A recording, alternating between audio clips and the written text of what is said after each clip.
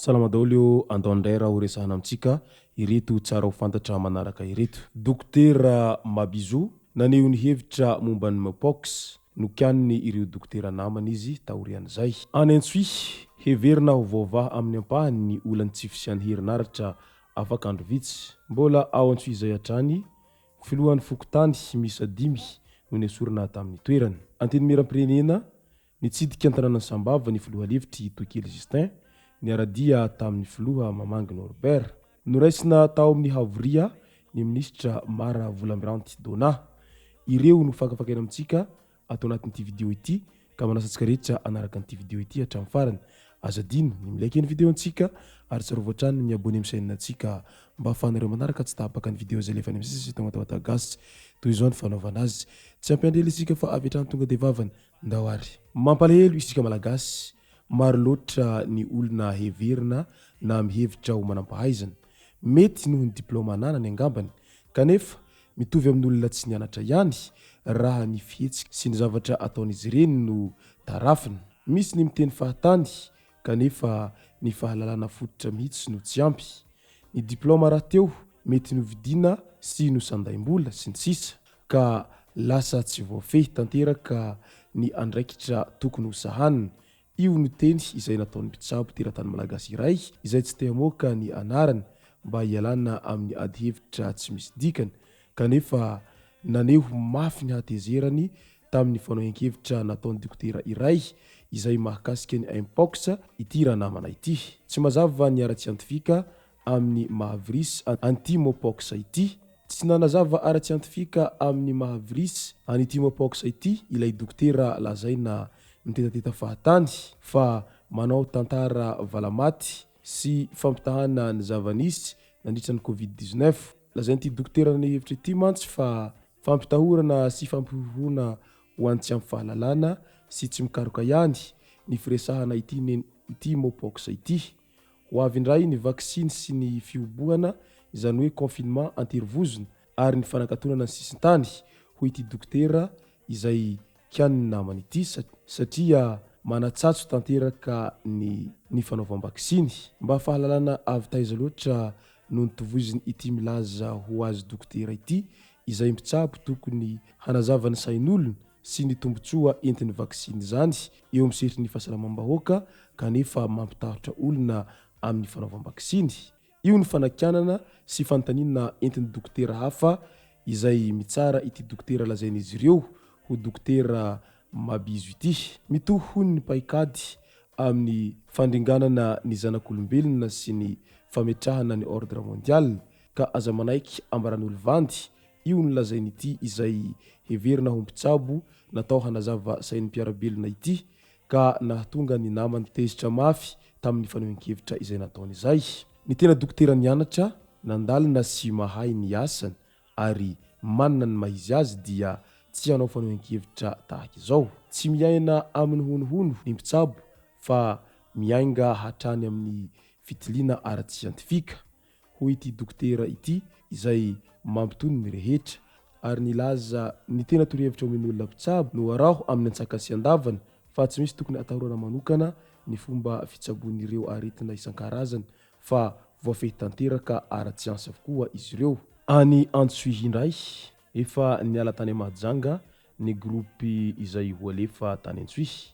Grupy izay heverina fa hamaha ny olana amin'ny ampahany ny ngidin'ny delestage izay manimba ny fiaren'olona maro tao Antsy tao. Raha nambarana Andriamatoa député Saint Befentodimana tao amin'ny compte Facebook dia niala tamin'ny andron'ny 27 Aogositra ny atoandro teo ny tany Mahajanga ilay grupy ary hinona fa ho avy Antsy amin'ity herinandro ity ihany.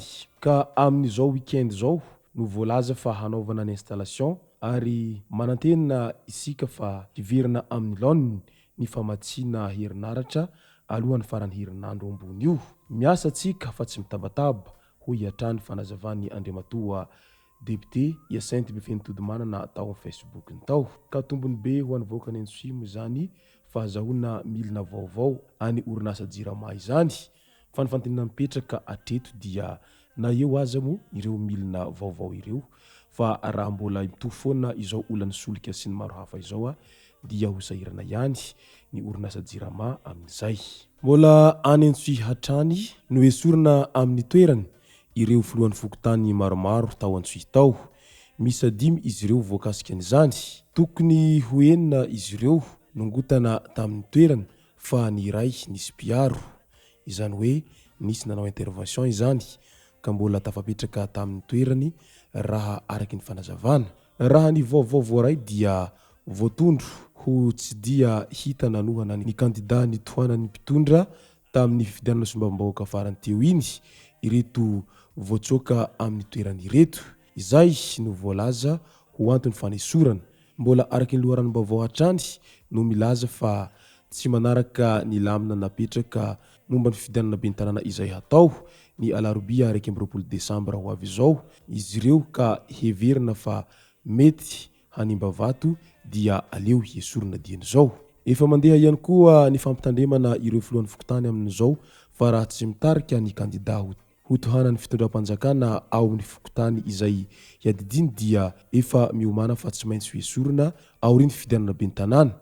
Mitebiteby sy menomenona araka izany izy ireo na tsy dia saha mitaraina imasom-bahoaka aza. Ho raharaha izy raha eto am-panombohana efa izao sahady no iainana hoy ny mpanara-baovao manoloana an'izay tany Antsy izay. Anteny miera am-pirenena tonga ao amin'ny distrikan'ny Sambava renivohitra ny faritra Sava tamin'ny andron'ny alarobia 20 Aogositra 2024 ny filohan'ny anteny miera am-pirenena Tokely Justin sy ny filoha levitry Mamangy Norbert fantatry ny maro amin'ny solona anarana hoe Jacques. Ity ny fitsidihana ara-pomba ofisialy voalohany nataon'izy ireo miaraka tao amin'ny distrikan'ny Sambava taoriny izay nahavoafidy azy ho solombavambahoaka sy nahavoafidy azy ireo teo amin'ny bureau mahatry ny anteny miera am-pirenena. Nisaotra sy nankasitraka nivoakan'ny Sambava tsy hankanavaka tamin'ny fahatokisana izy roa lahy ireo ary nanome toky fa hanatanteraka ireo fandaharan'asa sy tetikasa fampandrosoana aniny distrikany Sambava sy ny faritra Sava iny izy ireo araky ny nambaran'izy ireo hatrany. Noresy ny teny amin'ny tranobe ny ORTM na Office de la Radio et de la Télévision Malagasy havoria Antananarivo ny ministry ny serasera sy ny kolotsaina vaovao Mara Volamiranty Dona ny talata 17 Aogositra 2024 lasa teo. Nanotrona ministra teny an-toerana ny filoha lefitry ny teny miera am-pirenena sady ministry ny serasera teo aloha Augustin Andriamananoro. Teo ihany koa ny filoha lefitry ny teny miaran-doholona Nicolas Rabemananjara. Nisaotra ny filoham-pirenena ny ministry ny serasera sy ny kolotsaina vaovao noho ny fametrahana fitokisana taminy. Natao hampandrosoana ny sehatry ny serasera ny fizarazaran-kevitra eo amin'ny samy mpiasa fa tsy natao hifankahalana hoy ny ministra Mara Volamiranty Dona izay nampiseho ny fahavononany hampandroso ny serasera sy ny kolotsaina ho an'i Madagasikara. Izay sy zay ny masaka azonaroso tao anatin'ity video ity tomboko lazy tomboko vavy misaotra antsika rehetra nanaraka an'ity video ity hatramin'ny farany. Azadiny ny milaiky ny video antsika ary tsarovy hatrany ny miabone amin'ny chaîne antsika mba ahafahanareo manaraka tsy tapaka ny video zay lefany amin'ny sisy tamatavata gasy. Tomboko lazy tomboko vavy mankasitraka dia mirary soa.